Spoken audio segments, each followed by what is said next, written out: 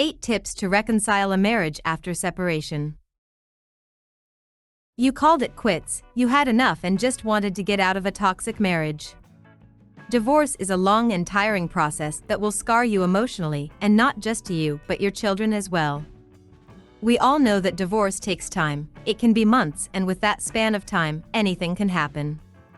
Some couples drift apart, even more. Some move on with their lives and some can become friends at the least, but there is one question to still be answered: can separated couples reconcile? If you are in the first few months of your divorce negotiations or have decided to give trial separation a go, chances are you will not even consider this thought, but for some couples, at the back of their minds, this question exists. Is it still possible? Most common reasons for divorce. Although the reason for every divorce is different, there are still the most common reasons why it happens.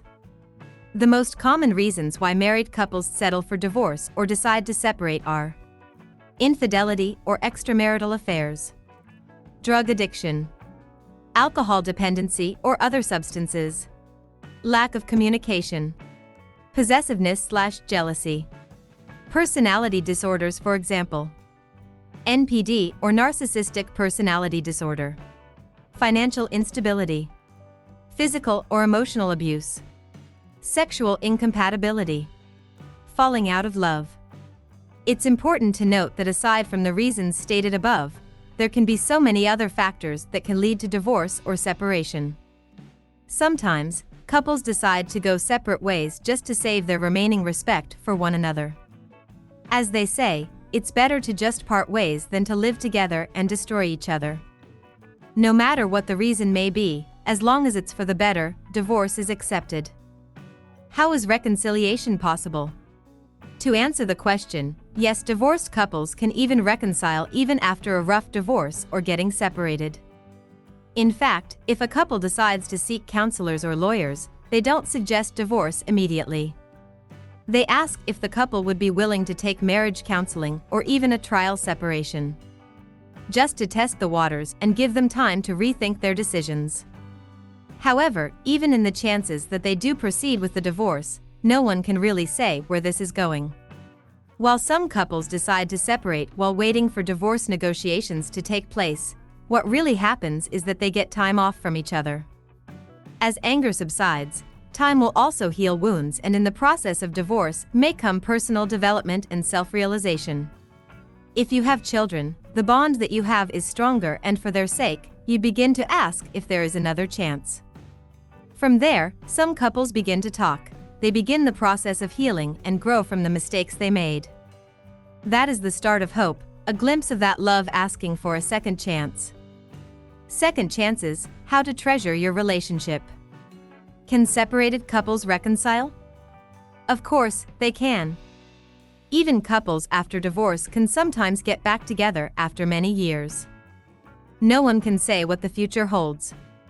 If you're in the phase of your relationship where you're considering to give your spouse a second chance, then this is for you.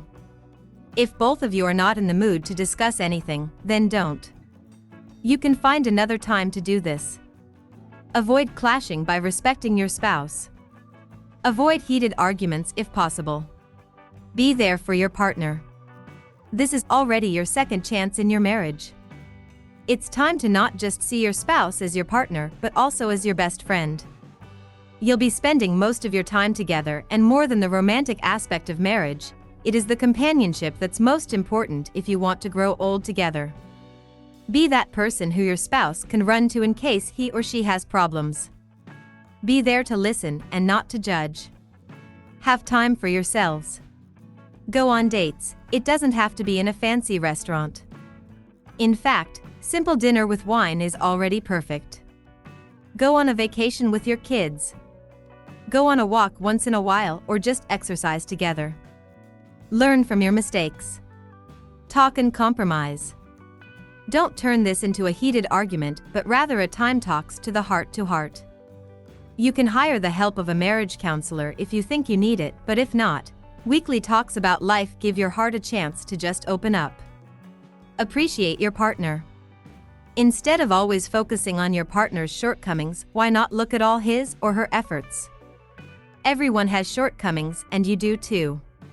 So instead of fighting one another, appreciate your spouse and see how much this can change things. Learn to compromise. There will still be instances that you'll disagree with things or situations. Instead of being hard-headed, learn to compromise. There is always a way to meet halfway, and it's possible to have a little sacrifice for the betterment of your marriage. Give space to your spouse. This doesn't mean that you'll do trial separation every time you fight. Instead, if you feel your partner needs space, don't annoy him or her for answers. Let your spouse be, and in time when he or she is ready, you can talk. Show love not just with actions, but also with words.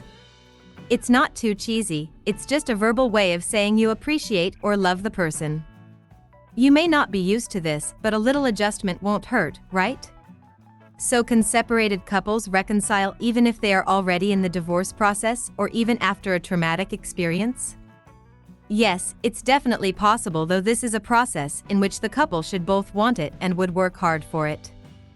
It's not easy to start over, but it's definitely one of the bravest decisions you can do, not just for your marriage, but also for your children.